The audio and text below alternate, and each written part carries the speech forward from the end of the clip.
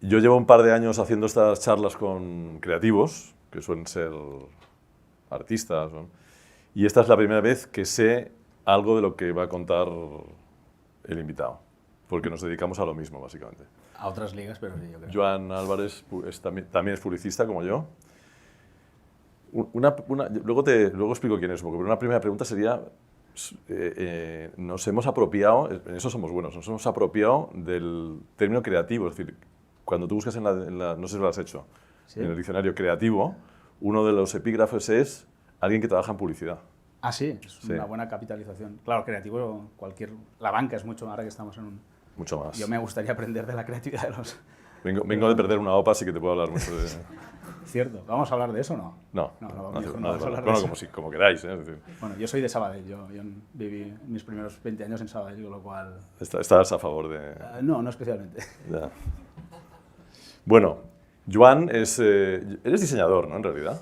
Yo soy periodista de formación. Periodista, bien. Periodista de formación, pero no me considero periodista porque tengo cierto respeto a la profesión y yo tengo el título de periodista. ¿No? Bueno, pero hablaremos de eso, ¿eh? Porque Hablaremos de eso. yo te conocí con una especie de mix. Bueno, Joan es publicista, como yo, o sea, se dedica a la publicidad, pero ha acabado desarrollando, del mismo modo que yo también he acabado desarrollando una carrera distinta o me he ido hacia otro lugar, él ha construido una cosa muy extraña que se llama Putos Modernos, que no sé muy bien describir, es decir, es una agencia de publicidad, pero al mismo tiempo la gente les sigue por hacer anuncios, es una cosa asombrosa, ¿no? Es decir, eso que normalmente tendemos a ignorar o a despachar o a irnos al lavabo en el momento que aparecía en la televisión, todavía aparece. Ellos resulta que lo hacen en Instagram y la gente les sigue, y les aplaude y les encanta. Así que bueno, intentaremos hablar de esta extraña aproximación a la publicidad. Pero te iba a pedir permiso, bueno, no sé si te lo pido permiso o no, pues lo voy a hacer. Para explicar quién es este señor,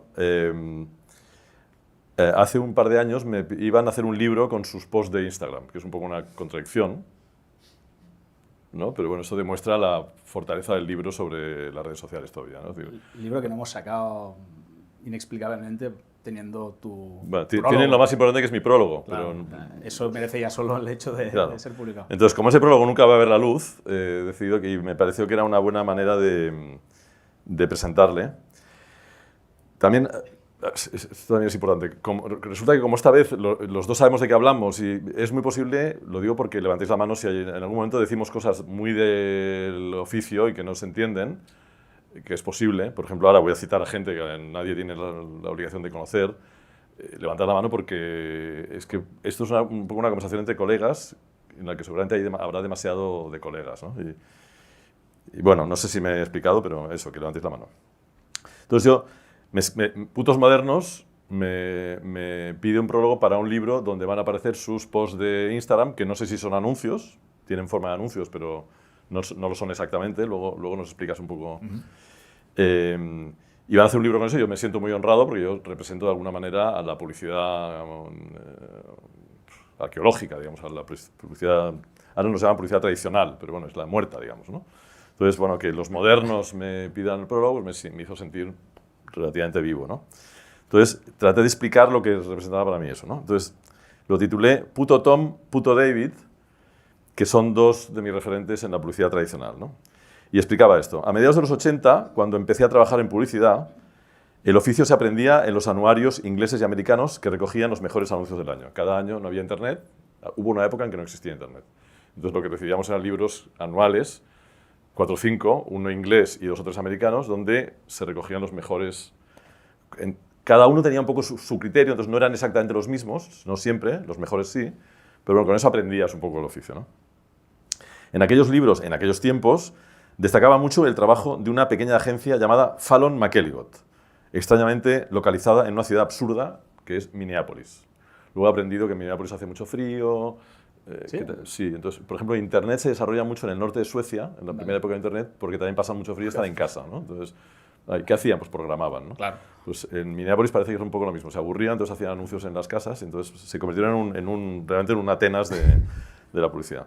Y allí estaba su cofundador y director creativo que se llamaba Tom McElligott. Y decía, todavía hoy es dolorosamente humillante recordar sus textos. Ese tipo creó un estilo nuevo, personal y muy reconocible, tanto que a menudo no le importaba repetir frases enteras para anuncios de marcas distintas, que eso es una cosa de la que quiero hablar luego contigo. Encabezamientos como "Something is wrong" o "Contrary to the popular belief" se hicieron tan famosos que algunos patéticos seguidores los usábamos en sucedáneos, y en castellano, en sucedáneos que no tenían nada de brillante, salvo ese remedo del trabajo de un genio, ¿no? Alguien dijo de él que escribía como un abogado inteligente con un malvado sentido del humor, que es un buen elogio, ¿no? Sí. Ganaban tantos premios que muchos de esos anuarios en los que aprendíamos llegaron a aparecer catálogos de su agencia, eran todos suyos.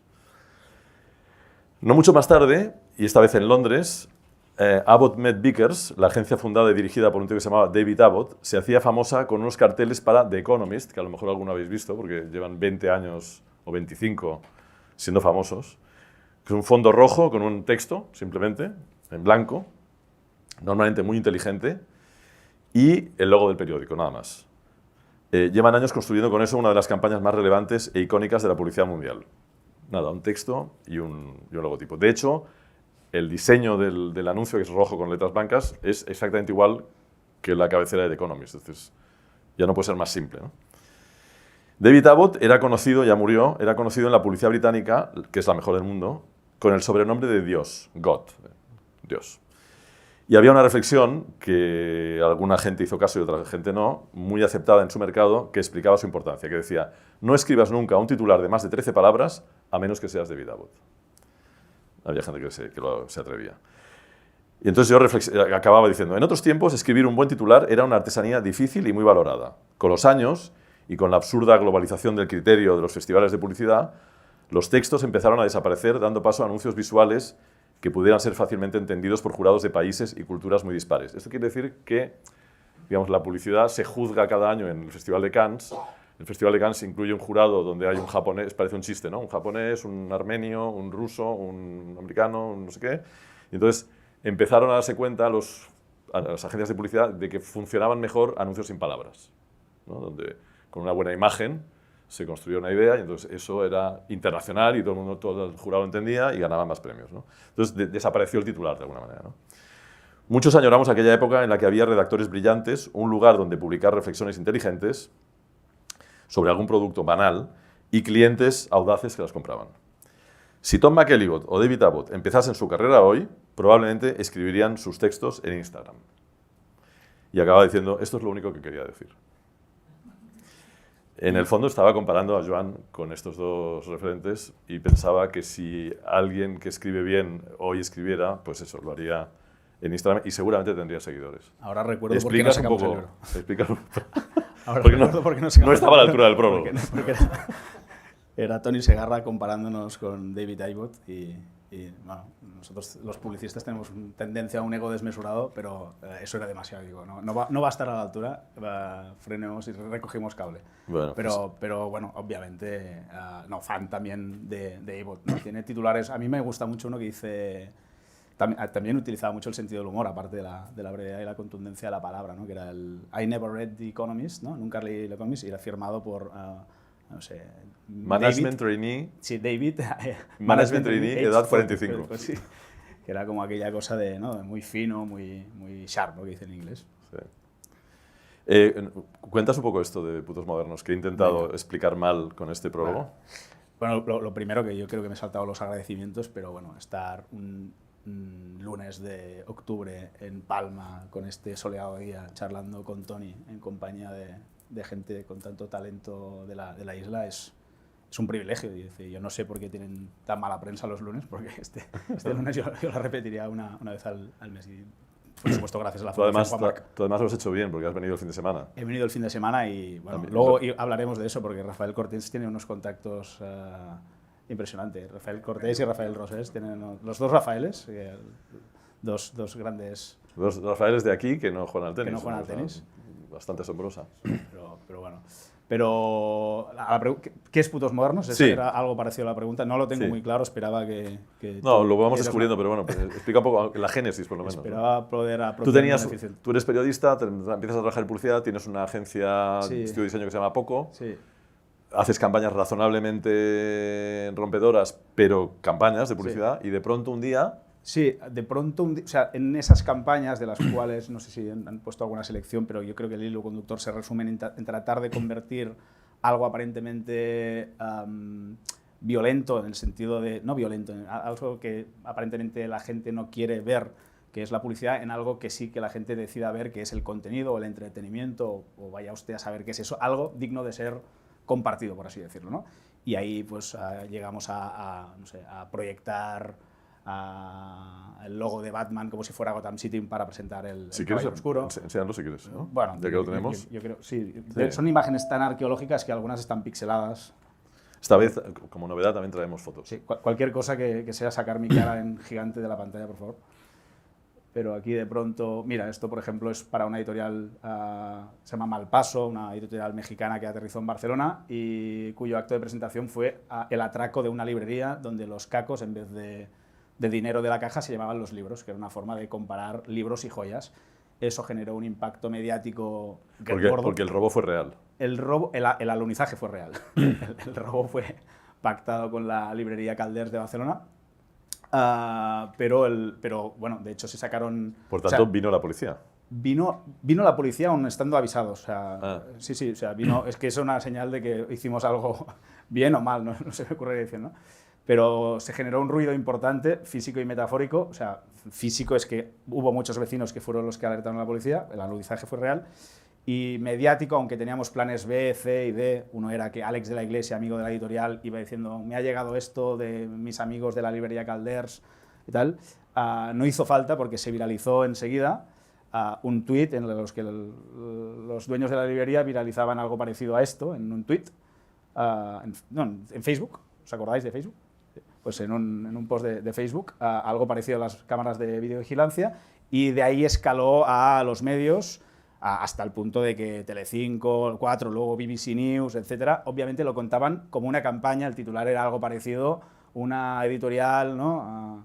O unos ladrones asaltan, o un viral de unos, algo parecido a esto, destrozan nuestra librería para robarnos libros, hay cacos cultos, esta cosa, escaló a un contenido mediático, y eso yo ya es algo que sospechaba lo fácil, lo tremendamente fácil que es, no diría engañar a los medios, sino lo permeables que son los medios al contenido, sea publicitario o no, cuando les das una historia, una buena historia que contar.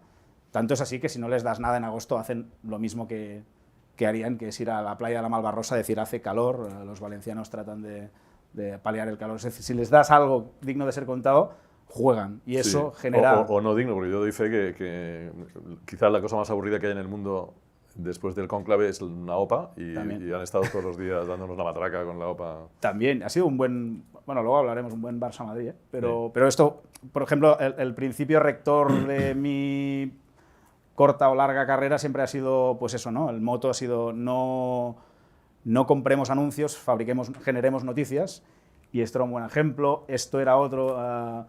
Para The Dark Knight, El Caballero Oscuro, la primera de las trilogías de Christopher Nolan, pues hicimos lo que haría Batman si él mismo se hiciera la campaña, que era... Aquí no habían todavía los drones, pero esto se tuvo que grabar con un helicóptero, pero esto, para hacernos entender, sería 4 campos de fútbol, formando como un campo segado.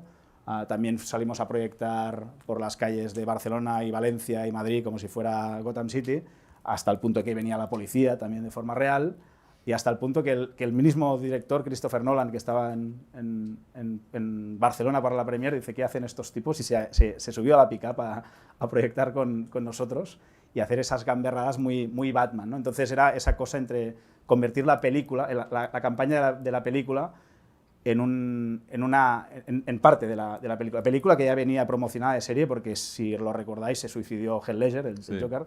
A Morgan Freeman tuvo un accidente con la amante 2 días antes de la premier. A Christian Bale, que era Batman, le acusaron de malos tratos y se quedó en el Hotel Ars, no pudo venir a la premier, con lo cual la promoción un poco ya estaba hecha, ¿no? Pero dijimos que salga la peli en la prensa por algo bueno, y se nos ocurrió hacer eso, ¿no?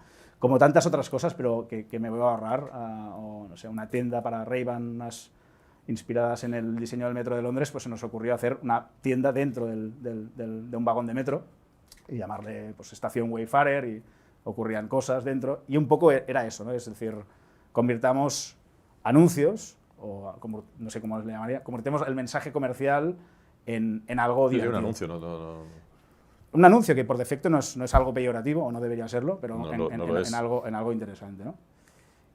Esto me lo voy a saltar rápido porque los dos somos del Español y tú me decías que tenías ganas de hablar del Barça. Bueno, yo hoy no tengo ningún problema en hablar del Barça. ¿Alguien quiere hablar del Barça? En concreto, ¿no?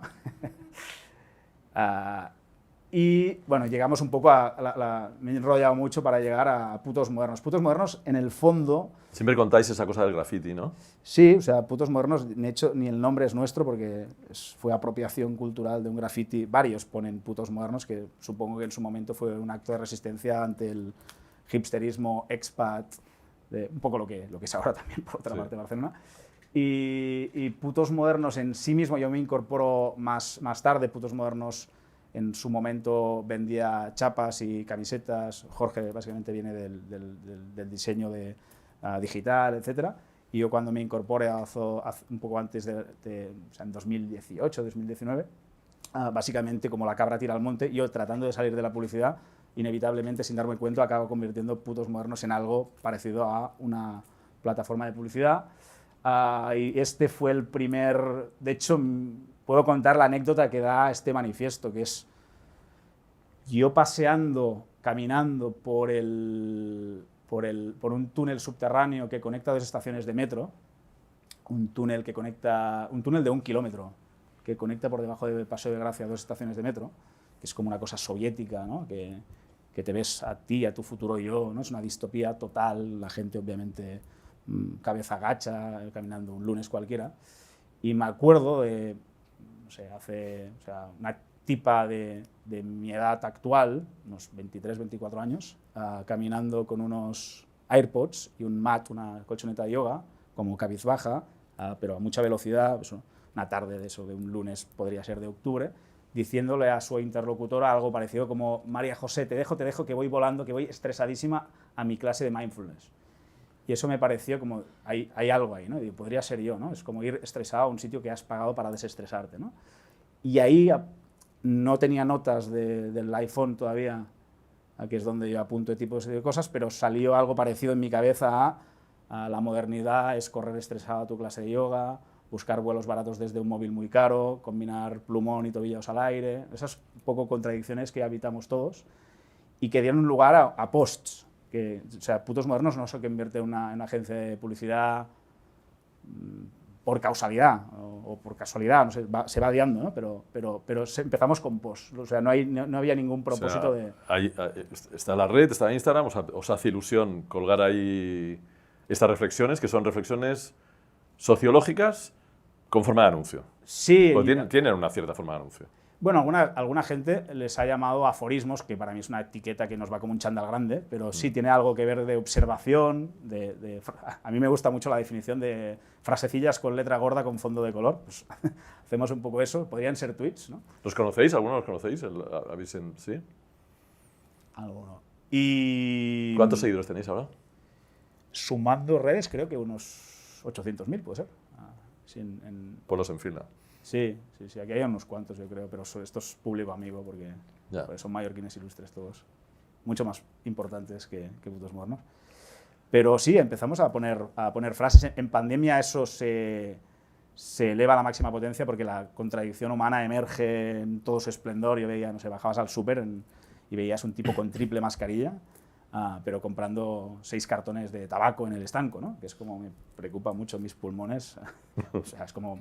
Fumar mata más lento, ¿qué cojones, no? Entonces, y esas contradicciones constantes de perros paseando personas, porque eso ocurrió, o de nuevo en el súper ir con tu bolsa de tela a llenarla de ensalada en bolsa de plástico. Si parabas un poco la atención, pues los posts estaban ahí y los recogíamos. Y eso yo creo que empezamos la pandemia con 10.000 fans que venían de no sé muy bien dónde, porque entonces vendíamos producto, el puto calendario, poca cosa más, y creo que la cerramos con cerca de 300.000. Con lo cual, para nosotros la pandemia, suena mal decirlo, pero fue una catapulta. Que vuelva otra pandemia, ¿no? Que vuelva una oleada, ahora ya con todos vacunados, y sí, ¿por qué no? ¿Y cuándo aparece el primer anunciante que decide que podéis hacer anuncios para él? Aparece en un mail que nos pregunta... Anunciante es cliente, en Anunciante nuestra es cliente. jerga. Claro, nos pregunta, oye, ¿eso qué hacéis para vosotros mismos? Que es como una especie de contenido digital para anunciar también, porque de vez en cuando anunciamos nuestros productos. ¿Lo haríais para mí? Es decir, en el fondo está preguntando, ¿sois una agencia de publicidad, una agencia creativa? Y yo que venía un poco de ahí digo, sí, ¿por qué no? ¿No? En ese momento, ¿tú simultaneabas Putos Modernos con tu agencia? No. Yo no, ¿O ya no? yo mi agencia la montamos con Carlos, que se fue luego a vivir a Sao Paulo. Cuando se fue ya la vendí mi parte, con lo cual estamos hablando... Yo estuve como 10 años como copy freelance, Vale. trabajando... Pero tenías tu trabajo de publicista yo tradicional seguía, freelance exacto. y estabas en Putos Modernos Sí. divirtiéndote. Exacto, es como, o sea, sin propósito, sin ánimo de ocio. Es curioso porque esto lo teníamos que haber hablado en Negocio. alguna comida y no lo habíamos hablado.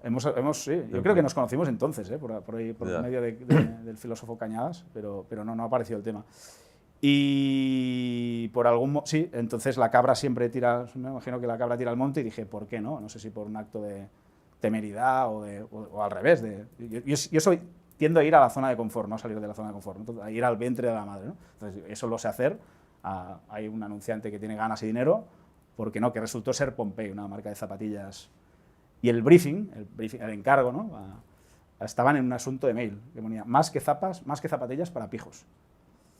Y un mail de 3 líneas acompañaba ese asunto y fue el primer encargo comercial. Vale, y a partir de ahí, montones y tal. Y aquí entraría mi mi gran enigma de hoy es, normalmente en publicidad se nos dice y se nos enseña que el estilo debe ser de la marca, es decir, que tú tienes que crearle un estilo a las marcas que te dan. Te llama BMW, te llama IKEA o te llama Vodafone, por poner ejemplos de marcas con las que he trabajado, y tú supuestamente o bien te adaptas al estilo que la marca ya tiene, o bien creas un estilo, un tono, que tiene que ser diferente de cualquier competidor y de cualquier otra marca a poder ser, ¿no? Y en vuestro caso, contraviniendo, digamos, esa norma en mármol de la publicidad universal, de pronto los anunciantes o los clientes acuden a vosotros a que hagáis anuncios de vuestro estilo. Claro, y ahí viene Yo tengo ahí un shock, ¿eh? una gran o pequeña singularidad que es Putos Modernos, de los cuales no tengo una definición muy clara ni brillante, pero vendría a ser un híbrido entre lo que es una agencia creativa, que efectivamente genera marcas para otros, no es una marca en sí misma, al menos para el público final, y un creador de contenido. Un creador de contenido en la medida que tiene una audiencia propia que tiene que alimentar con un contenido que tiene un sello propio. Creador de contenido sería un influencer. Exacto. Cualquiera que que crea contenido para una audiencia y por tanto necesita tener un sello. Claro, aquí la gran diferencia es que vosotros o sea, en ese momento tenéis una audiencia razonablemente amplia y entonces supongo que el anunciante o el cliente lo primero que ve es eso, ¿no? También viene claro, nosotros le damos un 2x1, le damos la creatividad y una masa crítica a la que impactar, que además esa masa crítica la tenemos a favor si no traicionamos el estilo que ha llevado esa audiencia aquí. Que eso os impide hablar como la marca y os obliga a hablar como vosotros. Exacto. Y eso es donde yo tengo el debate, ¿no? Claro, y ahí sí que tiene importancia esa profesión de la cual no he formado parte, que es el periodismo, ¿no? Es decir, porque al final Putos Modernos en el fondo es un medio digital. Y en un medio, aunque pongas publicidad, también te tienes que adaptar un poco a los normas y usos, ¿no? Si tú haces publicidad en Esquire o en Forbes, primero que no aceptan cualquier anunciante y no vais a ver el concesionario de barrio del no sé qué, ¿no? Ahí va a ir BMW con un estilo, igual que si BMW se anuncia en Telecinco, igualmente, ¿no? Sin traicionar su estilo, también se va a adaptar, ¿no?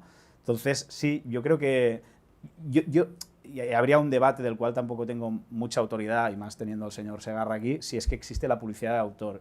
Yo no diría que hacemos publicidad de autor, aunque sí que creo que guste o no, existe, en el sentido de que David Abbott tenía un estilo tan marcado que ya no se sabe si estás viendo a The Economist o a Abbott, pero te gusta eso, y cuando ves a Abbott en otra marca lo ves también, igual que yo reconozco a Segarra, aunque me va a decir que no escribía todo de BMW o IKEA, pero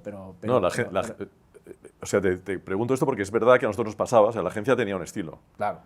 Eso ya es curioso porque la agencia éramos 40, entonces, haciendo anuncios, pero a pesar de eso, había un estilo. nosotros luchábamos contra ese estilo. Es decir, nosotros creíamos firmemente que no estábamos construyendo anuncios con un estilo. Porque nosotros decíamos, oye, Vueling no se parece a nada a BMW y no se parece a nada a Evax, ¿no?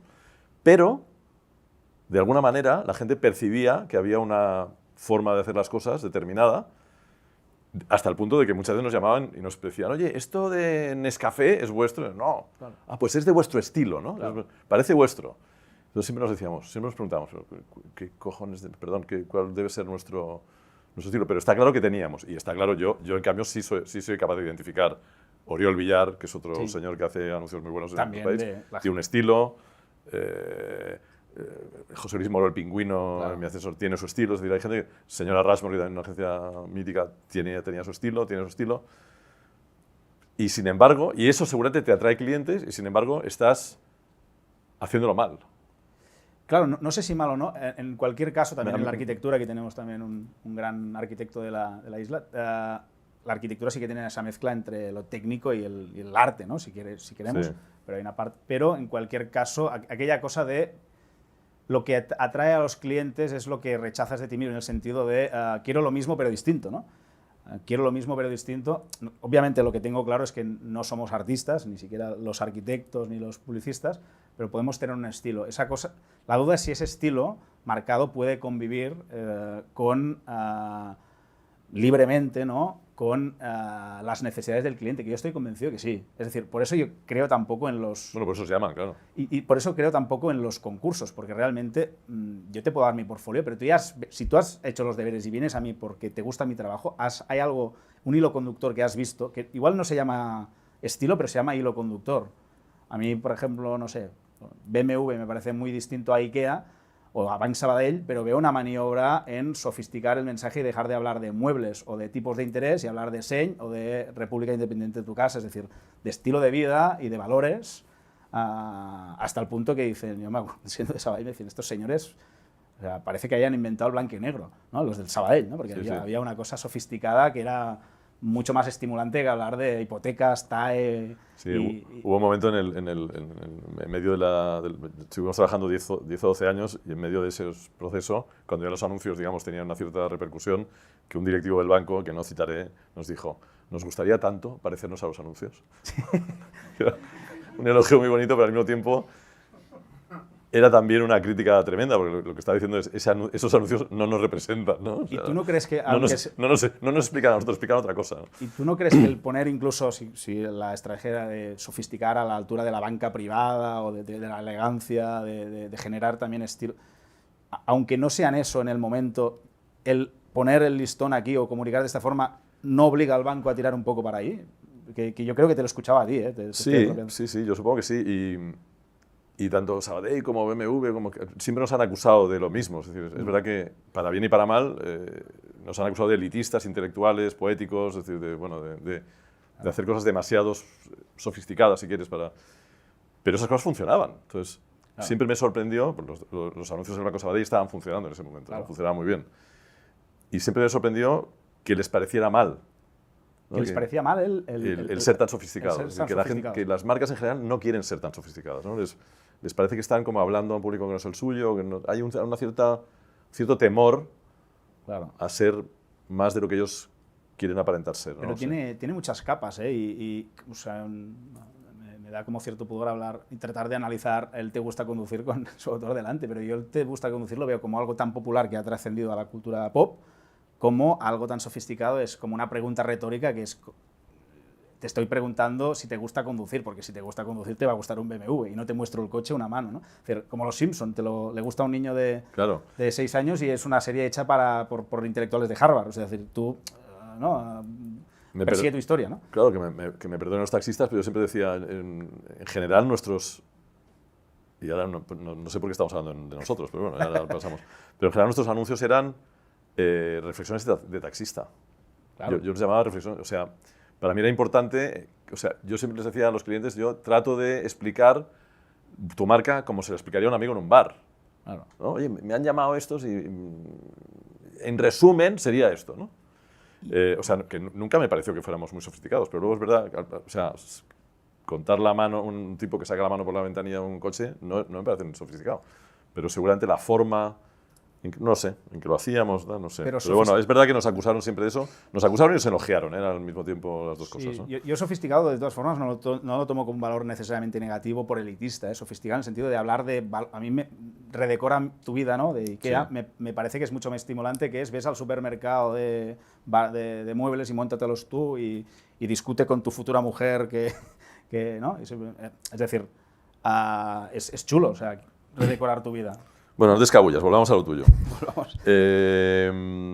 O sea, que llega un momento en que aparecen las redes sociales, que es ese momento en que a mí en las charlas siempre me preguntan, oye, Tony, como eres un gurú, ¿qué pasa ahora con las redes sociales? No tengo ni puta idea, me invento cosas, ¿no? Pero en este caso, ya que te tengo aquí, aparecen las redes sociales y de alguna manera eso cambia la manera de interpretar la publicidad de los clientes, porque de pronto quizá entienden mejor eso que tú decías de vamos a hacer publicidad no tanto que tenga un estilo ni tal, sino que responda a una lógica distinta Claro. de gente que se siente atraída por lo que sea, unos tipos que hacen textos graciosos, otros que hacen vídeos de gatitos, o lo que sea, ¿no? Es decir, de pronto las marcas intentan adaptarse a ese nuevo entorno que no entienden, ¿no? Que no entienden. ¿Y lo entienden? Yo creo que aun no llamándolo no entendiéndolo en estos términos, creo que todas las marcas son conscientes que vivimos en lo que los expertos llaman la economía de la atención, ¿no? Donde el tiempo, la atención que prestamos es mucho más valioso, incluso en algunos casos, que el dinero. Por ejemplo, yo a Red Bull no recuerdo haberle dado dinero en forma de lata, no sé, de un brebaje energético, pero sí que le he dado mucha atención, podía llegar a vestir algo que ponía Red Bull, he llegado a consumir, ¿no? Ahora me acuerdo la cita de Gomá, que decía que Gomá es el jefe de todo esto. Javier Gomá dice que, por eso se dice prestar atención, porque es un préstamo, realmente claro. Es lo más irrelevante o de lo más relevante que uno le puede dar a alguien, ¿no? Claro. Pero por eso tiene ese término económico casi, ¿no? Incluyendo este público. Yo no sé, creo que es la entrada libre hoy, pero para mí una entrada nunca es... O sea, la atención de 2 horas o de hora y media o de lo que queramos que sea... No hablaremos de 2 horas. De personas inteligentes es miedo. Mucho más valiosa, sin duda, que el hipotético dinero que se podría haber pagado. En ese contexto, las marcas entienden, bueno, eso nos obliga a ser más meritocráticos. Por aquello que Gaby Castellanos dice de una forma muy brusca, que es la publicidad del futuro será como el sexo, ¿no? Solo los fracasados pagarán por ella. Quiere decir, que si tú haces... La publicidad tiene que dejar de interrumpir. No estoy de acuerdo. Yo tampoco del todo, pero sí que hay algo en eso que no se paga por ver publicidad. No se paga se paga por la atención. De hecho, hablando de frases, hay una frase maravillosa que dice, que no sé de quién es, pero que dice, si algo es gratis, el producto eres tú. El producto eres tú, pero realmente... Entonces, en realidad lo que hace la publicidad es convertir en gratis cosas que deberían costar dinero. Es decir, Google debería cobrarnos por el servicio que nos dan. Y no nos cobran porque nos venden a nosotros. Google es una empresa de publicidad. Claro, yo creo que ella se refería más bien al medio. Es decir, si tienes que pagar mucho... Ahora que se habla tanto del branded content, ¿no? Y sin hacer una definición muy dogmática o muy de publicistas para publicistas, de lo que es contenido, de lo que sería publicidad, si hay una línea. Yo creo que publicidad es aquello que la gente trata de evitar, ¿no? Y en consecuencia la marca tiene que pagar para comprar la atención que no le presta a la gente de forma genuina, mientras que podríamos decir en la definición un poco... Es lo que atrae a la gente. Y en consecuencia comparte y la IKEA, ¿no? Y obviamente en muchos casos la gente está pagando... Yo creo que Gaby se refería más que al consumidor, a la marca, que tiene que pagar por la atención de la gente. Es decir, si tú tienes que pagar por ligar, normalmente no estás ligando. Que por cierto, tú hablabas en tu vídeo, porque has hecho un vídeo para atraer a la gente a esta charla, donde le adjudicas la maravillosa frase, hay una frase maravillosa, de un tipo que se llama Robert Stephens, vale, seguro que lo he dicho que mal. Es el CEO. Sí, tú se lo adjudicaste a Marcelo Serpa. A Marcelo Serpa, que tiene... Buscando quién era, porque yo me acordaba que era una Serpa, y buscando quién era, resulta que la gente me la adjudica a mí.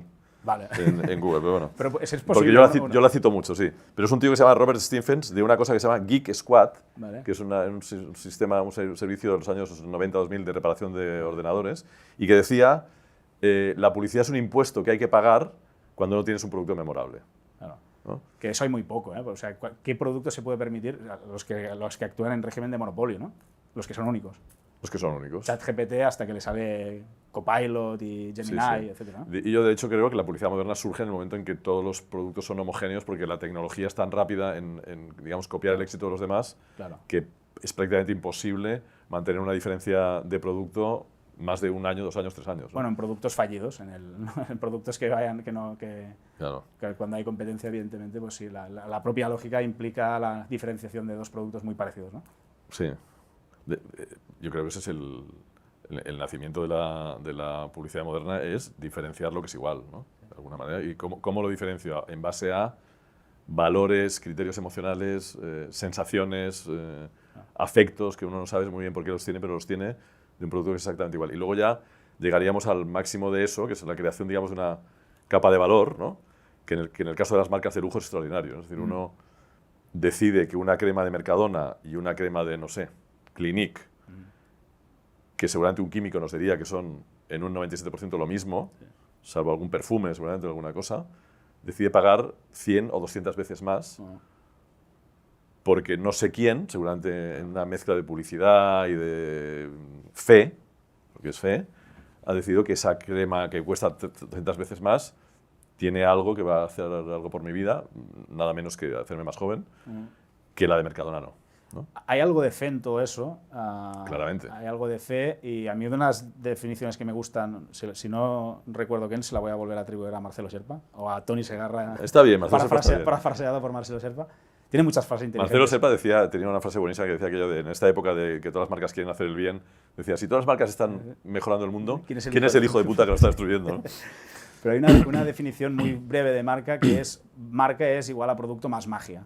Esa magia, ese valor intangible que te hace preferir el Range Rover en vez del Dacia, obviamente es muy de neuromarketing estudiada, pero tiene que ver con eso. Es como me convenzo a mí mismo que soy un tipo racional. No, tú has decidido comprar el Range Rover antes incluso de comprar el coche. Es decir, has decidido la marca antes que la categoría. Te han creado una necesidad y a los publicistas somos súper permeables a eso. O sea, es más fácil que venderle marcas a un publicista, es difícil. Pero hay algo de magia, de fe. Bueno, yo lo llamo de creación de valor, de construcción de construcción de algo que hace que tú elijas dos productos iguales porque este logotipo te traslada una confianza mayor. Lo que pasa es que eso yo creo que también es herencia de un mundo. No hemos hablado de eso, porque claro, antes de las redes sociales, ¿qué había? La tele. Y la tele era... O sea, ahora tendemos a culpar a las redes sociales de que nos manipulan, de que Donald Trump, no sé, pero nos olvidamos de que cuando había la tele, solo veíamos esa tele. Era casi cautivo aquello, ¿no? O sea, era lavado de cerebro. Sí, sí. O sea, literalmente. Es decir, todo el mundo veía... Hubo muchos años de este país que había 2 canales. Y uno no lo veía nadie, que era el segundo porque era cultura. Entonces, se veía la uno, que era el único canal posible. Entonces, todo el mundo veía eso. Eso sí era comida de cerebro. Y nos consideramos... Sí era manipulación. Claro. En cambio, ahora que más o menos podemos elegir a qué redes sociales seguimos, nos acusan de que Donald Trump nos ha comido el cerebro, ¿no? O Milei, ¿no? Claro. Antes el algoritmo era más corto, era más simple y más visible, ¿no? Claro. Ahora no hacía falta, ¿no? Tiene más líneas el algoritmo, el criterio. Sí, eso también tiene que ver también con la noción que tenemos de la privacidad, ¿no? Mi primo un día me dijo muy preocupado como Google lee mis mails, ¿no? Y digo, ni yo leo todos mis mails. Es decir, quiero decir, esa cosa de la cosa de la privacidad, de darse mucha importancia. Sí. Y eso es muy bueno. De decir, tu información tiene valor para Google en Big Data, en términos agregados. No le interesa si vas a comer después de aquí un doner kebab o en el restaurante. No le interesa absolutamente nada. Es más, lo hacen para sofisticar un poco el proceso publicitario por el cual te van a vender algo que te interese un poquito más, ¿no? Ahora que dices eso, no recuerdo qué serie es, me parece que es The Good Fight o The Good Wife, no recuerdo, que pintan hay una serie de episodios en los que la serie reproduce cosas más o menos parecidas a la realidad. Entonces reproducen el momento aquel de la NSA, que hay una filtración y que se descubre que el gobierno americano espía a todo el mundo, a los partidos, no sé qué.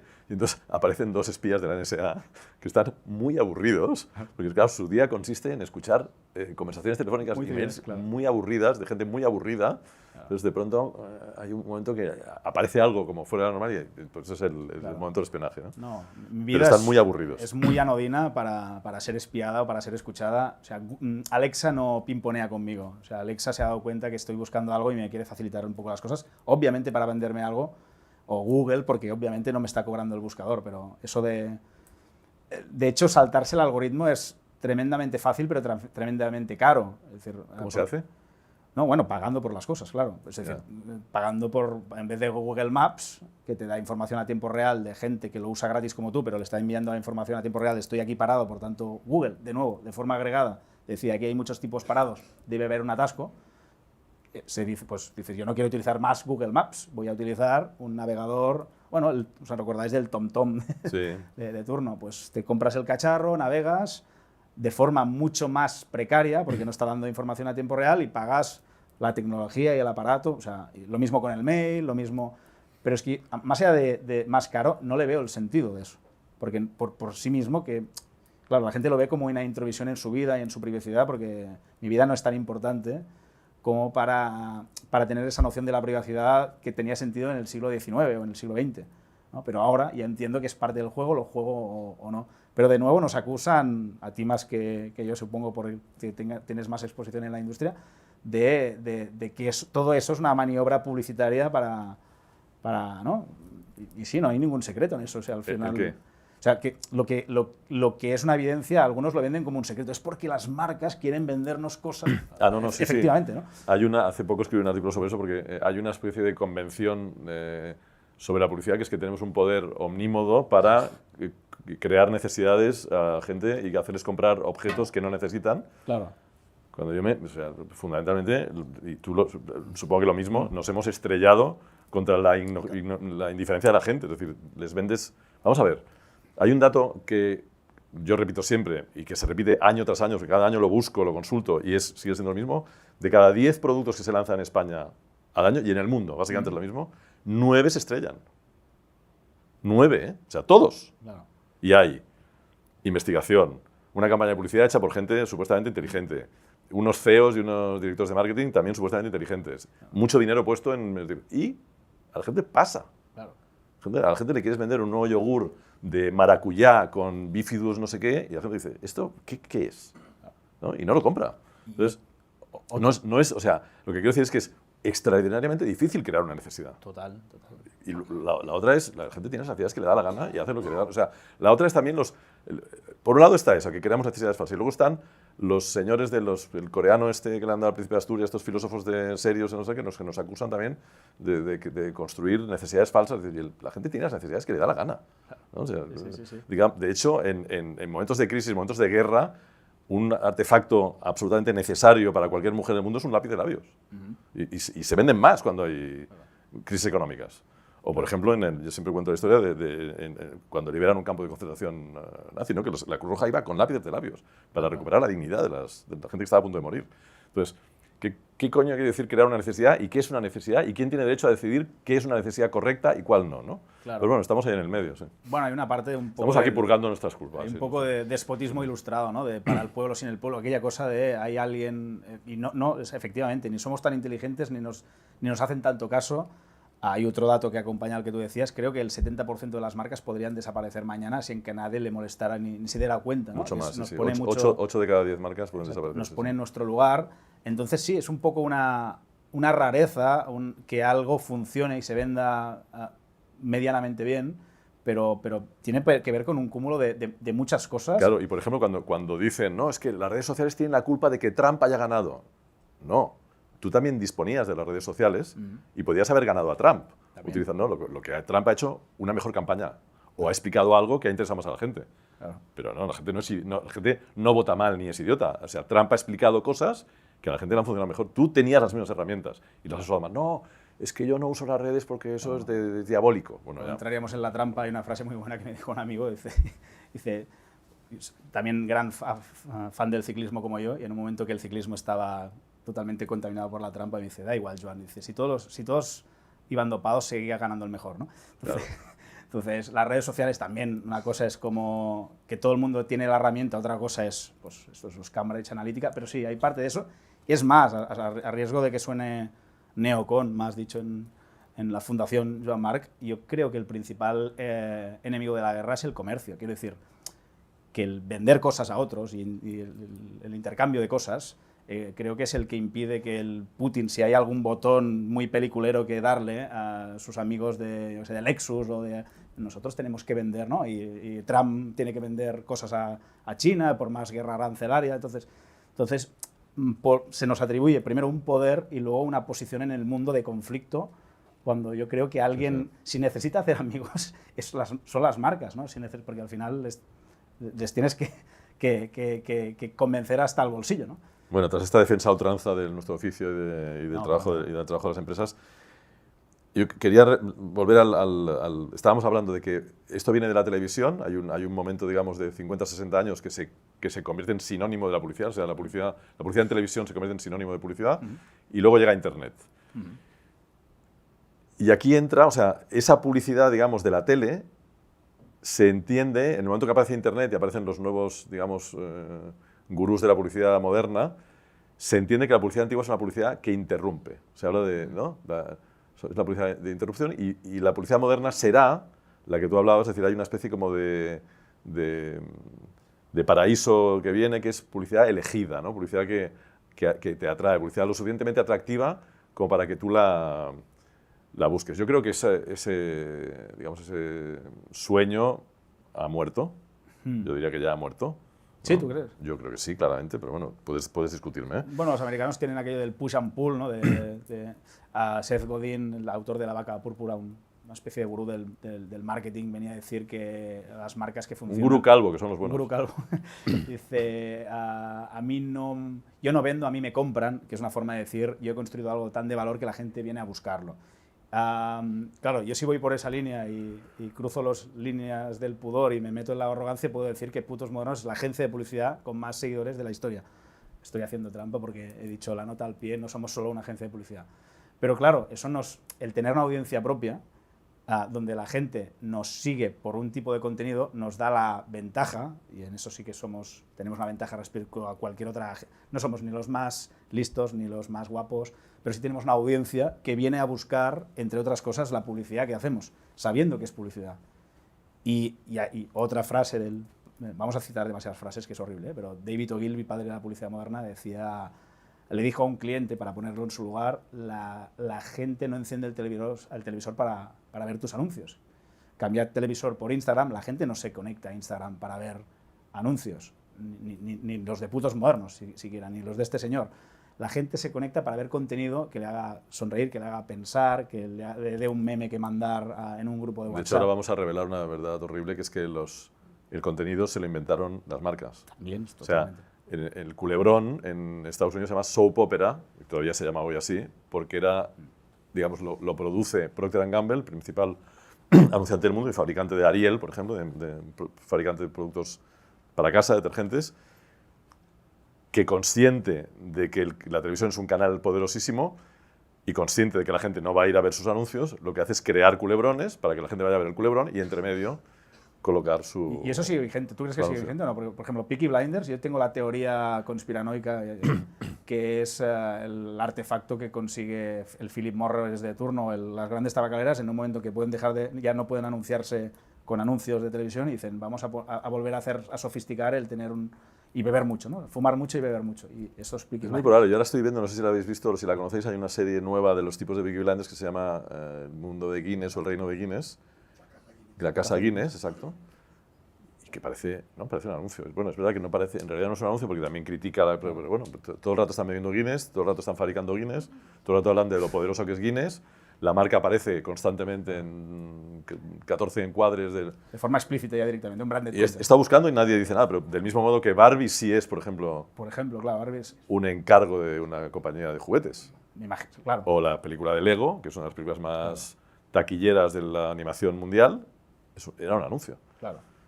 Y se consume, y la gente paga en la entrada sí. para ver un anuncio de 2 horas. Y además yo recuerdo en el caso de Barbie, vino mi hija muy entusiasmada a casa donde he visto la película Barbie, tienes que ir a verla, papi, no sé qué. Y yo le dije, no voy porque es un anuncio. Y, yo me dedico a algo eso. Y me dijo, ya, pero es un anuncio bueno. Claro. Ahí me desmontó claramente. También tengo que decir que en el cine los anuncios o las metapelículas de las películas, yo soy un gran consumidor de trailers. Yo podría ir al cine, ver los trailers y decir, ya tengo bastante. Porque, por ejemplo, las de humor, las malas comedias, los 4 chistes ya están metidos en el tráiler, con lo cual te podrías ahorrar 2 horas de tu vida, ¿no? Pero hay algo de eso, ¿no? Hay algo bueno, al final todo es lo mismo, ¿no? Hollywood es una gran industria publicitaria en el fondo. Sí. Hollywood es de construir estilos de vida, ¿no? Sí, bueno, o reclutar. O sea, Top Gun está subvencionada por el ejército americano. Es decir, Así, sí. directamente. De hecho, todas las divisiones del ejército americano tienen una oficina que financia películas en Hollywood para estar seguros de que, digamos, de que va a haber una exaltación del heroísmo del soldado americano que les permita traer soldados a casa, ¿no? Y esa es la más poderosa, yo creo que existe, la publicidad que no sabes qué llevas dentro. Porque, claro, esa era mi pregunta. Es decir, que a la frase esa de la publicidad que se paga, al final la respuesta no es hoy todo es publicidad. Absolutamente todo. O sea, esto es publicidad. Claro, un periódico, bueno, sí, nos podemos poner, pero un periódico hace ya 15 años, cuando empieza Internet, el director de New York Times dice, oye, esto se ha confundido ya, es un lío tal que hoy más de la mitad de nuestro contenido son notas de prensa. Claro. Yo diría que hoy bastante más, ¿no? Al final un periódico hoy es publicidad de un partido político, ¿no? Probablemente. Probablemente sí es un artefacto. Y aparte de marcas. Es decir, había una ingenuidad enorme en pensar que un periódico era independiente, ¿no? Que hablaba en finanzas del Banco Santander y al lado había un anuncio del Banco Santander. Claro. Y uno pensaba, no, esto que dice el Banco Santander es independiente porque un periódico es independiente. No puede ser independiente. O lo que no está, es lo más publicitario es aquello que las marcas pagan, las marcas con poder pagan por no estar, claro, ¿no? Claro. En el periódico, ¿no? A ver, una revelación que supongo que todo el mundo entiende, pero hoy es absolutamente inútil desde un punto de vista publicitario aparecer en un periódico. ¿Por qué están todos los bancos en la prensa de papel? Claro. Solo por una razón. Blanco y en botella. Por ejemplo, por la OPA. Para que hablen bien de mí en la OPA. Claro. Es así. No, total. Entonces, al final son relaciones públicas que hay que tejer, supongo. Pero bueno, yo que vengo, no me considero de nuevo periodista, pero vengo de haber estudiado periodismo, carrera que comparte los primeros 2 años casi con la de publicidad en la misma facultad, al menos en la Autónoma de Barcelona. Pero me hace gracia porque... Todavía. Y creo de forma... Razonable, sí. Razonable, pero si hubiera como un diagrama de Venn con 2 círculos de publicidad y periodismo, la parte que se mezcla, podríamos meter ahí el branded content y podríamos meter ahí el clickbait. Es decir, curiosamente, la publicidad está cogiendo la lógica del periodismo. Ahora ya no hago anuncios, hago branded content, ¿no? Ya no te voy a robar 20 segundos de tu vida, te voy a robar 20 minutos en un pseudo documental. Mira lo buenos que somos salvando el mundo con nuestras latas de cerveza, lo que sea. Y en cambio, curiosamente, la publicidad, el redactor se convirtió en un microperiodista que primero tiene que venderle el tema a su jefe redactor, como ha pasado siempre, pero por otro lado obedece a una lógica muy comercial de yo ahora mismo tengo que atraer visitas.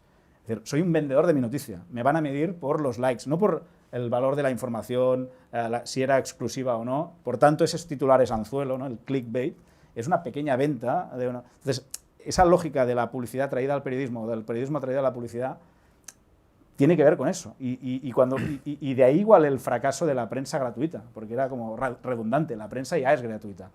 El euro que pagáis, o los 2 euros por La Vanguardia, nunca ha sufragado el redactor que se está jugando la vida en Ucrania. Siempre ha sido las páginas pares, ¿no? Lo que la publicidad, ¿no? Pero esa ficción en lo cual el periodismo de calidad, ¿no? Se tiene que financiar por suscriptores, sería como pensar que el Barça vive de esos socios octogenarios que quieren opinar sobre un fichaje. No, o sea, es la televisión, son los derechos lo que financian todo eso. Entonces, hay como una metaficción curiosa, ¿no? Y volviendo a la interrupción, bueno, no, estaba pensando, mientras hablabas de esto del periodista, me acordaba que en realidad tú y yo nos conocemos porque me vienes a contar hace un montón de años un máster en brand journalism. Sí, totalmente. ¿Te acuerdas? Sí, que no sé si ha envejecido bien ahora. Sí, hace mucho tiempo. ¿No? Ahora tendría más sentido que ahora. Hay un momento que te dabas cuenta exactamente de esto. Sí. Y de hecho a mí cuando me preguntan cuál sería el profesional del futuro, siempre digo, no existe, pero debería ser una mezcla entre un periodista de estilo de vida, diría yo, porque el periodista de noticias sigue teniendo la sensación, y es muy difícil arrancársela, de que él está contando la realidad, con honestidad e independencia. Yo no he ejercido el periodismo. Yo trabajo para La Vanguardia, por ejemplo, cada mes, y el director de La Vanguardia me regaña mucho cuando me critico a la prensa como un mecanismo de propaganda, porque dice que no, nosotros decimos la verdad. La tuya, ¿no? Claro, no, aparte de eso de la Quiero decir que objetividad hay unos señores en la Gaceta o Intereconomía que también creen que están contando la verdad y no se parecen nada a lo que cuentas tú. No, de hecho bueno, esa ficción de la objetividad, ¿no? Como la Claro. objetividad es como si fuéramos objetos. Entonces, una mezcla entre un periodista, o sea, el periodista de estilo de vida, quiero decir, de Vogue, de Elle, de Marie Claire, de Forbes, ¿no? Forbes se ha convertido en una revista de estilo de vida, siempre fue un periodista que intentaba atraer a las marcas y atraer a la gente a un... Es decir, el Vogue es un catálogo en realidad. Total. Solo faltaba que pudieras comprar, de hecho, no sé si se puede hacer hoy en Compras en por las pagar versiones digitales, ¿no? Esquire o Forbes pagas por comprar un catálogo. Es decir, alguien que sea capaz de atraer, de saber lo que la gente quiere y dárselo, que eso es lo que hace un periodista de estilo de vida, y alguien que no tenga la repugnancia de vender una marca, que es lo que tiene el publicista, ¿no? Es decir, claro. Porque el periodista de noticias sí tiene esa repugnancia. De hecho, en Estados Unidos, de hecho hablábamos en una cena que merecería una conferencia aparte impulsada por en la que fuimos con un señor de aquí, en la que había gente de Hollywood, actores. Ellos a su representante le llaman publicista, no a su representante, a sus relaciones públicas. A la persona que hace el contacto con... Claro. Que sería un relaciones públicas o algo parecido a un periodista, el que te conviene ahora, le llaman el publicista. Y creo que bien dicho. Entonces, cuando alguien me dice, Joan, ¿no? O sea, tú te saliste del periodismo y porque no había futuro, es una profesión precaria, le digo, sí, pero no hay formación, si te has mínimamente formado, sea a través del ejercicio de la profesión o de la curiosidad, no hay profesión con más salidas hoy que el periodismo. Porque aquello también, de nuevo, otra frase, ex editor en jefe de... Creo que era de New York Times, Tom Forens, que decía, today every company is a media company, ¿no? Hoy Sí. toda empresa quiera o no, es un medio de comunicación.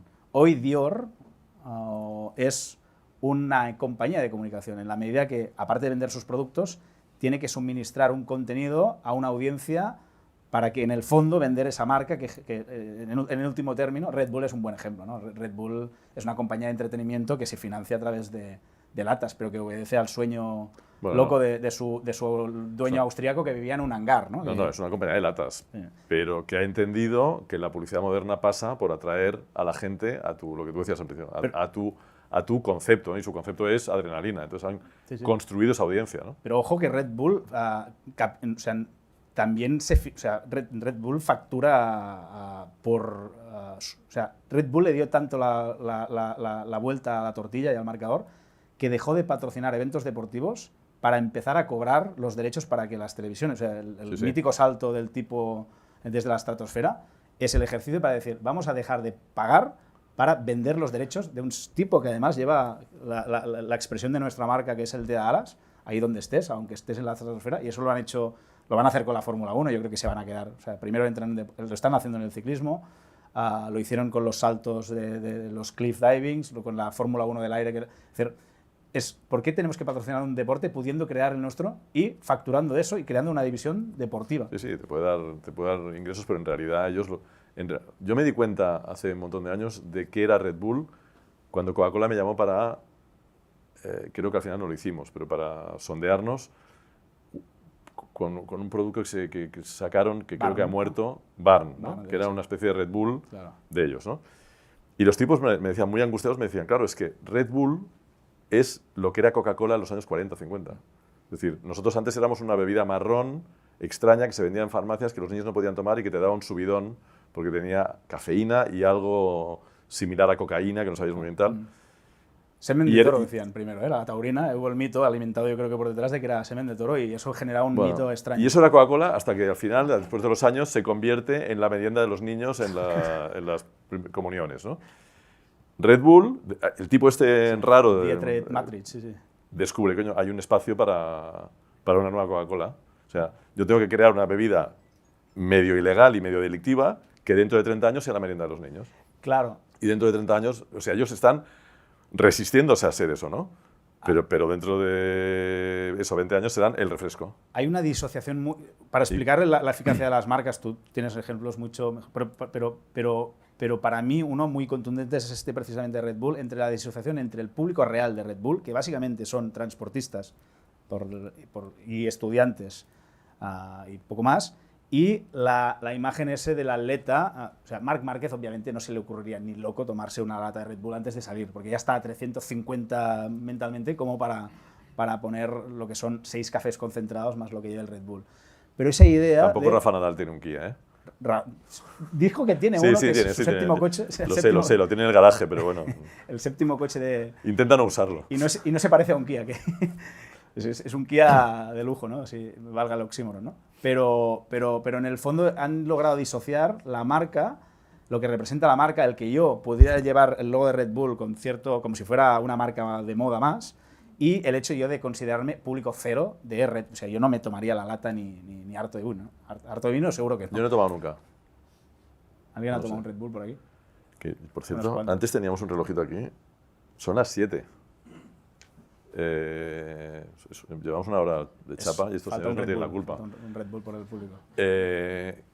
¿Alguien quiere preguntar a Joan? Alguien se va a arrancar aquí con las preguntas. Es un momento violento. Este es el insight de la primera pregunta. Normalmente suele haber... Ya cuando sale la primera, ya luego... Bueno, antes de preguntar, es que cuando hablabais de esto de Red Bull me he acordado de Aquarius, ¿no? Que es una marca que también tiene como una publicidad súper aspiracional y luego la tomas cuando tienes diarrea, ¿no? Pero bueno. Bueno, qué terrible momento para Aquarius. Lo siento. Espero que no haya nadie de Aquarius. Y luego os quería preguntar si Aquarius es Coca-Cola, creo, ¿no? Sí, es de compañía. la compañía. De Aquarius ni nadie con diarrea. Siempre hay alguien de Coca-Cola en el público. Y os quería preguntar si alguna vez habéis hecho campañas para partidos políticos. Sí. Encubiertamente o a cara perro. Sí. Yo hice una primera campaña. La primera vez que me llamaron fue aquel señor que se llamaba Durán Lleida, que todavía está por ahí, se ha retirado para Unión Democrática, que además me llamó y le dije, mira, me ha hecho ilusión porque nunca he hecho una campaña política. Y le dije, yo voto a Maragall en aquel momento y le voy a seguir votando. Y me dijo, bueno.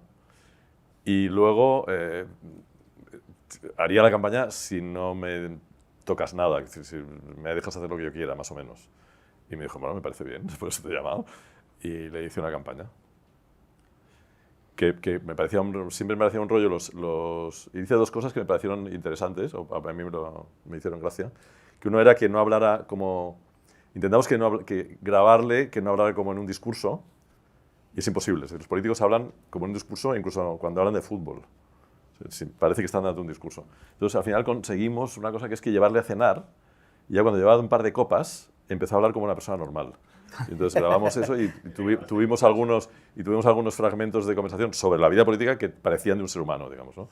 Y la otra, como era imposible que no hiciera discursos, el spot, digamos, central de la campaña era una cosa como Sting saliendo al escenario. Era él saliendo al atril del discurso. Durante un minuto era simplemente como un tipo pasaba le saludaban, no sé qué, se metía tal y subía al escenario y decía buenas noches y ahí se acababa el spot. No dejábamos decir nada más, ¿no? Pero bueno, hice eso y luego he trabajado mucho y sigo trabajando para el PSC. Porque yo era muy de Maragall, soy todavía muy de Maragall. Yo diría que es el último y único político al que he votado por él. Es decir, luego he votado casi siempre contra alguien, ¿no? Pues para que no saliera nada, para que no saliera no sé qué, para que no salieran los independentistas, para que no salieran, pues siempre he votado acojonado porque venía alguien a quien tenía que tal. Pero sí, no es un trabajo particularmente divertido, porque los políticos tienen la extraordinaria habilidad de quemar en un solo día cualquier cosa que les planteas. Es decir, te pasas una semana trabajando, les vas con un concepto que tú crees que va a durar toda la campaña y dices, ¡ah, qué bueno! Tal igual. Y esa noche, sin permiso tuyo, ya lo sueltan en un meeting que tienen en Matadepera. Al día siguiente aparece en toda la prensa y ya lo han quemado. Entonces es un cliente muy fungible, ¿no? complicado, es un cliente muy táctico, ¿no? Muy de encuesta diaria. Sí, campaña política tiene un punto de redundante porque siempre están de campaña. Ahora es verdad. Entonces, que están siempre. Son unos publicistas continuos. Yo en Putos Modernos no, por motivos obvios, porque sería como significarse demasiado en una audiencia que no va de eso. Previamente sí. Primero, una campaña que no era exactamente política era peor, que era una campaña para un candidato del Barça en ese caso. Peor porque... ¿Quién de ellos? El que no ganó. Hace muchos años. Uno de los que no ganó. Pero ser candidato del Barça es una buena manera de hacerte, ¿no? Y no ganar es una buena manera de hacerte publicidad social, ¿no? Si apareces, ¿no? Si el Barça decía Montalbán que era el ejército no armado de Cataluña. Muy catalán eso, ¿eh? Porque la gracia de un ejército es que sea armado, ¿no? Claro. Pero la presidencia del Barça sería así, algo con mucho más poder, evidentemente, de propaganda, es un publicista de sí mismo, ¿no? Y en mi época, eso de cuando teníamos la agencia, para Ciudadanos, vino un tipo desnudo y decía... No, ya venía desnudo de casa, nosotros lo vestimos. Y hacíamos algunas cosas las que nos dejaron, pero pronto me di cuenta que no era estimulante desde ningún punto de vista, ni siquiera económico. No lo es mucho, ¿no? Somos mercenarios, pero no tanto. Entonces, me acuerdo, pero me di cuenta de la búsqueda del posicionamiento, ¿eh? Yo intuía lo que luego, no porque fuera un especial visionario, estaban buscando un sitio en el mercado del voto. Entonces eran centro-izquierda y ahora son extremo-centro, ¿no? Ahora no son nada. Ahora no existen, sí. Ahora no son. Cuidado con este señor, que nos va a poner en aprietos. No, nada. Yo creo que se me oye. No, pero es que porque hay gente en Hola, Argentina. ¿Alguno de los dos se ha hecho rico vendiendo humo?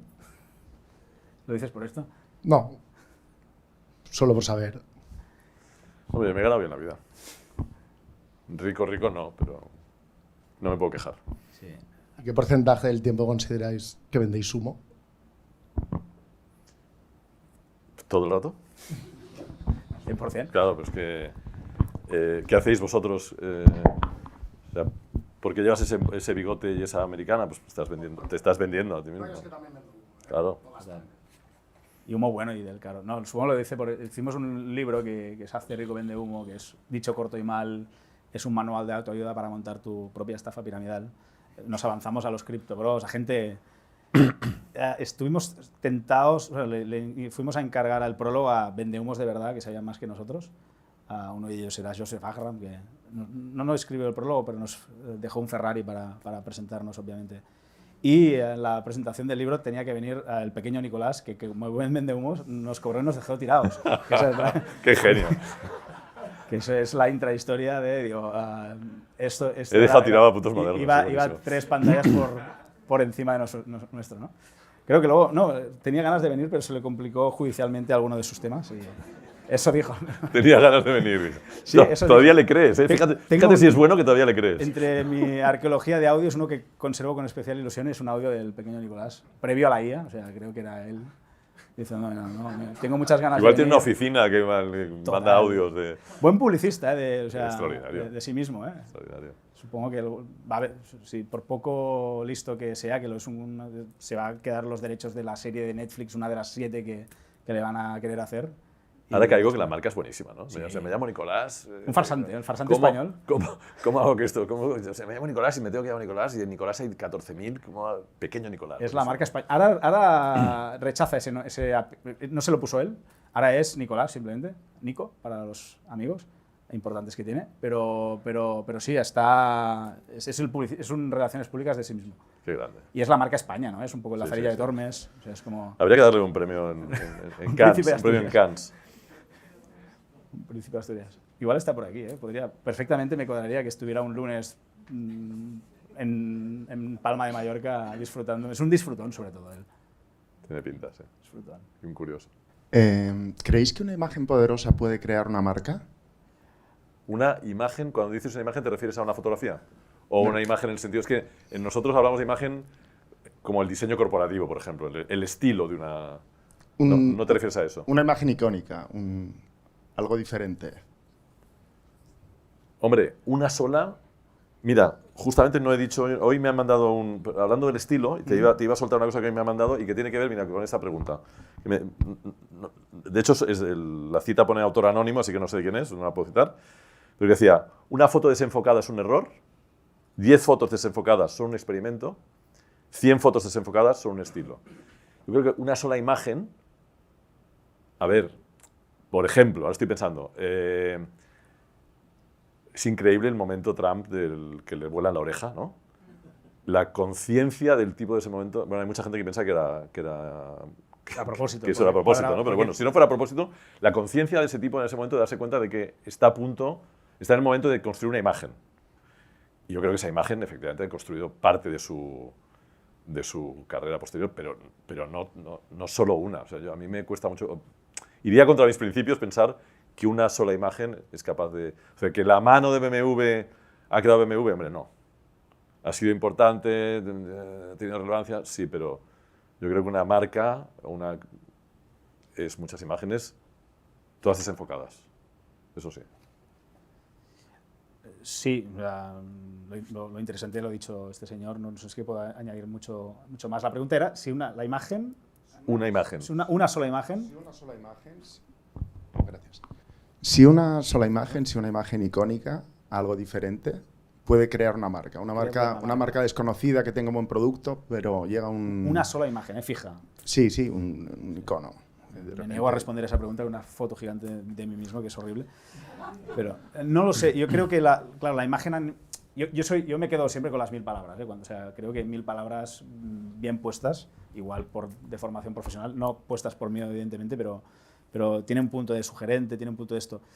Y en la imagen, supongo que buscamos imágenes icónicas. Para mí, y que igual te robo la reflexión a ti, sin duda, pero creo que alguien describió como el mejor anuncio del mundo, de la historia, alguien fue cancelado por decir eso, pero luego fue correctamente interpretado, que decía el mejor anuncio era, ¿no?, las Torres Gemelas cayendo a tiempo real.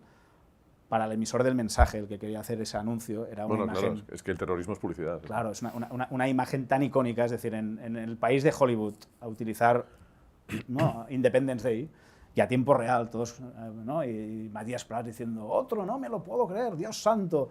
Y luego, algo que ningún ingeniero tenía previsto, que es que se derrumbaran casi perfectamente, eso yo creo que es difícil de igualar, con palabras o con incluso... ¿no?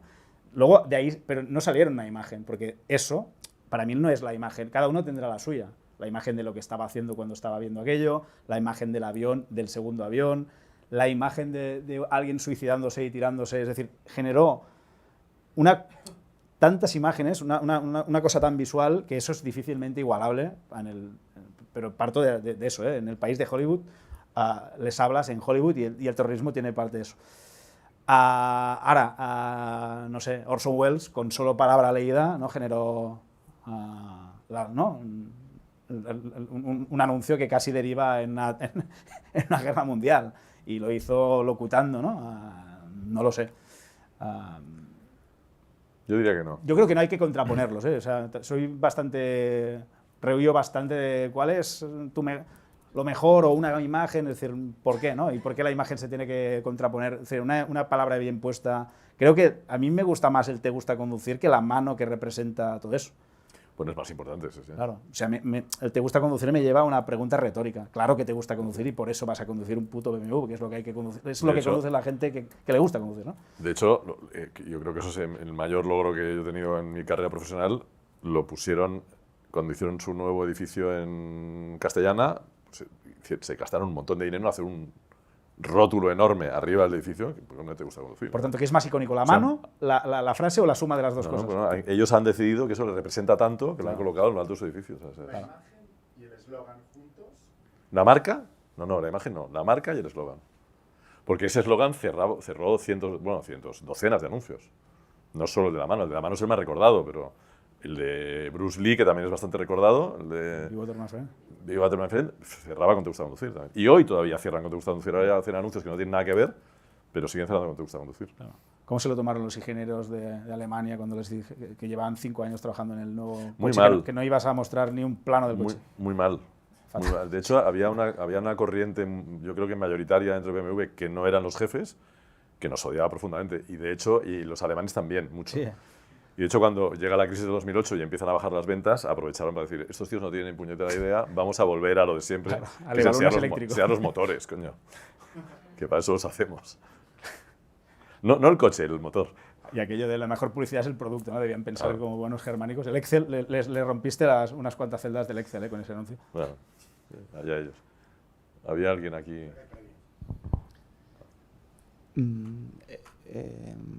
O sea, entiendo como Putos Modernos como un producto casi como indisociable a Instagram, ¿no? O a redes sociales, pero especialmente Instagram, ¿no? Mucha gente habla de un cierto declive o deriva del Instagram más orgánico o asociado al pic, a lo mejor, de Putos Modernos. No sé si tú estás un poco de acuerdo con esta visión o para nada, o a lo mejor ahora te parece más interesante que nunca. Me interesa esa opinión. Y luego si estás de acuerdo con eso, ¿crees que, Putos Modernos también es un proyecto que tiene una, no sé, fecha de expiración y hay que cerrarlo y abrir una nueva etapa cuando con el declive de esa red social? No sé. La respuesta corta sería sí. La larga no sé cuántas horas tenemos, pero sí, supongo que la suma de las dos preguntas sería, el resumen sería si el éxito o fracaso de Putos Modernos va asociado al éxito o fracaso de Instagram, ¿no? Obviamente Instagram es una cosa que trasciende a una micromarca como es Putos Modernos, pero todas las redes sociales, y todo en general, pero las redes sociales con más, tienen ese momento de auge, de hype, de estancamiento y de bajada. Instagram ya ha dado muchas muestras de estar dejando la fase de estancamiento para ir a la bajada. Por ejemplo, el último cambio del algoritmo, hasta donde yo sé que no soy experto en eso, premia mucho, es decir, hay un momento en cuando la red social se da cuenta que no va a tener más usuarios, que tiene una masa crítica que ya de esto, empieza a pasar los filtros muy altos del contenido. Es decir, ya no apareces en el feed de casi nadie, porque se da cuenta que esa atención, o sea, lo que es ilimitado, lo que no es ilimitado es la atención de la gente. Y cuando ya has llegado al top de la gente que está en la red social, tienes que dividir su atención, y la buena forma de dividir la atención es el buen contenido, para que la gente se quede en tu red social, que ya no crece en usuarios y en atención tampoco, porque es limitada. Lo que tiene que poner es los estándares, los filtros más altos, y por eso es la gente no me ve. No, ya no le interesas tanto a la gente. La buena noticia es que no le interesabas tanto antes y te regalaban atención, como TikTok hace para hacerte sentir importante al principio, etcétera. Por tanto, sí, también es verdad que nos hemos encargado primero de tomar conciencia de eso, de que las marcas y muy digitales tienen un momento y les pasa, y se trata de llenarse los bolsillos o Lego y luego mientras dure. Y luego la segunda es entender que Putos Modernos no debería ser un compendio de posts, sino una parodia de la modernidad desde la modernidad, es decir, y un estilo de contar cosas que puede ir ligado a la palabra escrita y a la ausencia de artificios y a la sobriedad formal, pero que se puede hacer hoy en Instagram, mañana no sé, con Putos Modernos hemos hecho un intento de serie en Filmen, porque fue un encargo. Hemos hecho una exposición en la Bienal del Cartel de Bolivia y era como más raro todavía que hacer un libro, que era una galería en Santa Cruz de la Sierra, en Bolivia, llena de posts gigantes escritos en un ambiente museográfico. Es decir, Putos Modernos se puede expresar más allá de la resolución formal o del formato de una forma. Dicho lo cual, obviamente nos preocupa. Ha habido empresas muy grandes, no es el caso de Putos Modernos, que cabemos en un coche, literalmente somos 5, de empresas como Playground en Barcelona, que eran medios de comunicación, o Vice a nivel mundial. Playground yo les conocí que eran 150 tíos, cambió el algoritmo y fue un héroe, echaron 80 y ahora son 3. Es decir, la dependencia del algoritmo, que es, ojo, lo que decíamos al principio, la dependencia de la atención de la gente, que es de lo que dependemos todos, te debe hacer tomar conciencia de eso y tomar precauciones para cuando eso pase. Es decir, la vida post-Instagram de Putos Modernos, ¿no? Como es la vida post-Instagram o post-TikTok de los creadores, ¿no? Ibai ahora parece que es Dios, pero lo que ha hecho bien Ibai es convertirse en un empresario digital más allá de su figura. Él sospecho que debe estar cansado de sí mismo, de convivir 24 horas en esa especie de casa de gran hermano que es su vida, ¿no? Pero porque se ha encargado de hacer la velada, de darle el paso a otros creadores, de ser un representante de los que vienen detrás, de hacer circo. Estuve el año pasado en la velada del año y podía tener muchos prejuicios y los podría mantener en algunos de ellos, pero es la Super Bowl española. Es impresionante el control del espectáculo en un Bernabéu llenísimo cuando todavía Florentino podía hacer cosas ahí. Una resonancia, una entrega, unos patrocinadores, de pronto Will Smith apareciendo con David Bisbal, con Bizarrap, dándose de hostias a los creadores digitales. Es decir, eso, una conciencia del espectáculo, del show a la americana, que si alguien confunde a este tipo con un tío que habla para pajilleros comiendo Doritos desde la habitación de su casa, no tiene conciencia de lo que ese tío representa. Y ese es un buen ejemplo, no de reinventarse, es decir, mi industria es el show, más allá de la marca Ibai no puede morir en sí misma, sino que va a ser un business de contenido, ¿no? Y de hecho me consta que ha buscado un buen director creativo, no para su propia marca, para la marca Ibai, y que es un tío muy listo. Seguro. Más allá de la opinión que podamos tener cada uno de su contenido, que obviamente es que ni me atrevo a juzgarlo porque simplemente no es para mí, no soy su target, ¿no? Pero bueno, me interesa más el pronóstico que haga este señor de putos modernos de aquí 3 años. ¿Instagram se muere? ¿Sí? Ya. No, yo Porque sí, a TikTok no saltáis, ¿no? No, yo cuando desaparezca Instagram probablemente voy a mandar un currículum a este señor que hace edificios muy chulos. Un gran restaurante anuncio que creo que usted conoce también por la industria, es en la Sala de Despiece en Madrid, Sí, que lo hizo este señor asociado con una agencia de publicidad que se llama La Despensa. ya. Pues no he ido nunca porque no aceptaban reservas antes, entonces no fui. Pero ha oído a Y me- usted hablar de He él oído hablar porque es mucho, un anuncio he en oído sí hablar mismo, mucho ¿no? y bien. Sí, Pues sí. el lugar ya en sí mismo es eso, es una marca bien tratada, ¿no? Que no es habitual en un restaurante. Perdona, hago una pregunta muy corta y muy breve. Me ha parecido muy interesante el contraste que habéis hecho un poco entre... ¿Se me oye? Sí. El contraste que habéis hecho, yo he entendido, en la publicidad clásica o tradicional y la publicidad nueva, con tu propio público que ya arrastras y que tienes detrás. Y mi pregunta es, desde el punto de vista de la empresa y de la marca, que te viene a contratar como agencia, ¿hasta qué punto se puede seguir respetando su estilo de marca y no se confunde con la tuya, ¿no? Quiero decir, tú no eres para cualquier marca. Yo he visto los ejemplos que has puesto y se identifica muy claramente cuál es tu estilo. Y no se podría aplicar a todas, ¿no? Tal vez, porque si no se confundía. Y al final yo casi te veo más a ti que en los 2 anuncios del agua gallega o de Picolinos, ¿no? Claro. No sé si me he explicado la pregunta. No te has explicado perfectamente. De hecho, me doy cuenta, oyendo tu pregunta, que hemos dejado una reflexión a medias, Sí. que vendría a ser las marcas, o sea, al final os pagan por haceros publicidad de vosotros mismos, ¿no? Y hay un poco de eso también, porque nosotros estamos en construcción. Lo que antes no he terminado de explicar, que esa doble condición de agencia creativa y creador digital, hace que nosotros podamos dar soluciones creativas a campañas, a marcas que incluso no necesitan nuestra difusión, nuestra audiencia. Trabajamos para Amazon Services, que es la parte B2B, no necesitan aparecer en nuestro perfil o no hay el público, y para otras que sí lo necesitan. Estoy bastante convencido, y lo digo desde el convencimiento, no desde la necesidad de tener que venderte nada, que las marcas no les cambiamos el mensaje. Una marca no paga putos modernos para decir aquello que no quiere decir.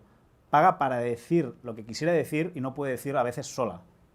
Es decir, sí que no... Es decir, lo digo corto y mal, ¿eh? Si de pronto viene... Mira, cervezas creo que han pasado todas. No las hemos atendido a todas porque somos mercenarios, pero tenemos unos ciertos respetos por los tiempos, ¿no? Pero es lo previsible, ¿no? O Red Bull, una marca joven, llegar a los jóvenes, digital, putos modernos, vale. Nosotros no le vamos a cambiar el mensaje ni a DAM, ni a Heineken, ni a Mao, ni nada. Es más, si intuimos que quieren utilizar nuestro canal para decir algo que podrían decir solos o con su agencia o cualquier otra agencia de l'Eixample de Barcelona o de Madrid, no se justifica el que vengan a nosotros en nuestro perfil. Entonces, nosotros sí que, y ahí nos ponemos muy la chaqueta de medio, somos un medio, igual que para hacer un patrocinio, igual que cuando Mao, y eso lo entienden bien, ¿no? Cuando va Heineken a la Resistencia, o creo que ahora se llama La Revuelta, ¿no? El programa de Broncano, y hace publicidad y la integra, la hibrida con el contenido, con lo cual tiene que haber un poco de irreverencia y de humor, salvando la distancia sideral que nos separa con uno de los programas más vistos de éxito en España, hay un poco de eso. Si quieres jugar en nuestro juego con nuestra audiencia, vamos a vender lo tuyo con lo que tú quieres decir, pero déjanos en la potestad un poco del tono que va a ser el nuestro. Es decir, no le cambiamos el tono, usamos el nuestro Y eso es el motivo por el cual nosotros, en el momento en que ganamos un cliente, ya lo estamos perdiendo, porque muchos vienen a hacer una collab con nosotros. Eso no quita que para Pepsi hayamos trabajado como 20 veces, haciendo cosas muy de autor, pero también hicimos de cosas muy grandes a cosas muy pequeñas, desde hacer una persiana que ponía... hemos puesto Pepsi, hemos puesto un anuncio en esta persiana solo para poder llamarle Pepsiana, una parida así como, disculpe las molestias, una parida que además que además sigue en todos los bares que sirven Pepsi en Barcelona, en los 3 bares que sirven Pepsi, o sea, hasta un chiste y un meme para ser publicado en nuestra red, a la adaptación española del spot de la Super Bowl que fue en Estados Unidos con Steve Carell, y aquí nos dijeron elegir a Ernesto Sevilla. Cuando hicimos el spot nos dimos cuenta que, aún cobrando una cifra importante y teniendo el privilegio de dirigir un spot con los medios de un spot y dirigir a Ernesto Sevilla, que era un referente para nosotros de Muchacha Nui, etc., no teníamos mucho margen para hacer nada con una historia de 20 segundos que tiene que ir en un canal masivo y que tiene que tener un pack shock de producto final. Es decir, no pintábamos casi nada ahí. Lo disfrutamos, lo hicimos con respeto, con profesionalidad, pero no se justificaba precisamente por eso, porque realmente lo que tenía más sentido para nosotros es crear contenido para nuestra audiencia en nuestro tono y llevar a Pepsi a, no sé, no me gusta decir al meme, pero yo creo que la crítica que me ha gustado más de nuestro trabajo es, el primer trabajo para Pepsi fue en una lona gigante. Había gente muy hater, pero el que me gustó más era un tuit muy caro. Un tuit de 150.000 euros por la lona. Intuía que era algo muy caro, ¿no? No sé si he respondido algo de lo que me has preguntado. Lo he intentado. ¿Sí? Venga. Buenas. Mira, quería saber Muchas gracias por tu pregunta. Quería saber si alguna vez os ha pasado que hayáis tenido que renunciar o habéis dejado de esforzaros con un cliente, una campaña, porque chocaba un poco con vosotros por temas morales o temas éticos. Yo me refiero, por ejemplo, yo trabajé en Zapping en Madrid y nos presentamos a un concurso de alistamiento. Me acuerdo que desde el estudio presentamos... alistamiento del ejército español, ¿no? Y desde el estudio presentamos cosas rarísimas, como para asegurarnos que no íbamos a ganar, ¿no? Aunque los jefes quisieran presentarse y ganar. Entonces, si alguna vez os ha pasado algo parecido. No ganaron la cuenta, pero 3 del equipo se alistaron en el ejército. A mí insisten en... hay 2 cosas que siempre nos insisten, y todavía hoy, el otro día, hace un par de semanas, me pidieron, insisten en que trabaje para el Barça. El otro día me pidieron hace 2 semanas, oye, ¿te trabajarías para un candidato? Y siempre digo, además me lo piden amigos que saben que... Y siempre digo, es que no lo voy a hacer bien. O sea, primero, no lo quiero hacer, y segundo, no lo voy a hacer bien, no sería profesional. Y luego para determinados... Antes hablábamos de publicidad política. Hombre, hay determinados partidos políticos pues que no les haría la campaña, porque, pues, no porque no crea que tengan derecho a existir, sino porque creo que yo no les serviría. Creo que tiene que haber una mínima vinculación. Pero en general yo me enamoro de cualquier persona que me llama para que le haga un anuncio. O sea, no tendría mucho problema con hacer tabaco, por ejemplo, ¿no? Tengo hermanos que fuman y que han elegido libremente morir de cáncer de pulmón fumando. Pues bueno, pues yo procuro que fumen poco, pero... Entonces, que yo recuerde, más allá de eso, no he tenido problemas. Claro. De todas maneras, la ética y la moral con la publicidad también tienen... Claro, es una pregunta con el mundo en general. Claro, que yo de cuán de mercenario soy, ¿no? Show me Yo lo soy bastante, pero no me oculto, pero también... Creo que también... Ojo, mercenario. Además, como el ejemplo que has puesto iba justamente militar, tampoco sé ver, me imagino, puedo intuir las reservas que tenías con un trabajo militar, ¿eh? Pero quiero decir que yo encuentro una profesión necesaria, si no respetable, pero perfectamente necesaria, ¿no? Dicho lo cual, yo, claro, incluso ahí discrepo con el maestro, porque yo sí que creo que un publicista constantemente trabaja para productos, primero de los que no es público objetivo, y eso lo tiene que hacer con mucha profesionalidad, con mucho oficio. Es decir, yo estoy convencido que ahora lo voy a provocar un poco. Creo que Segarra haciendo publicidad para el Barça sería más brillante que para el Español. Porque y habla de algo de la perspectiva. O sea, sí. Los que hemos elegido libremente ser del Español, es decir, habitar la derrota... Bueno, libremente. No, bueno... Fue mi padre que me... Claro, no, pero bueno... no sé si hay libertad, pero sí. La lógica... Bueno, yo viví en Sarriá, sigo viviendo en Sarriá y algo de eso, pero la inercia lleva a ser del otro equipo del otro lado de la diagonal, ¿no? Por cierto, ahora el equipo de Sant Joan d'Espí, ahora, bueno... Bueno, entiendo lo que dices, pero pasa que hostia, tiene que haber una mínima comprensión. O sea, yo es que odio al Barça. Claro. Pero no odias el tabaco, en cambio, más que el tabaco. No, el tabaco no lo odio. Y a mí cuando me preguntan, ¿fumas? Digo, todavía no, porque nunca uno sabe, ¿no? Pero no sé, yo, por ejemplo, casinos online me pareció que había demasiadas... Primero, unas cuestiones legales. Farma, pero no por una cuestión de principios, que también es una industria necesaria, sino de limitaciones, pero eso es una reserva que luego nos hemos saltado, porque yo creo que hemos trabajado para todas, ¿eh?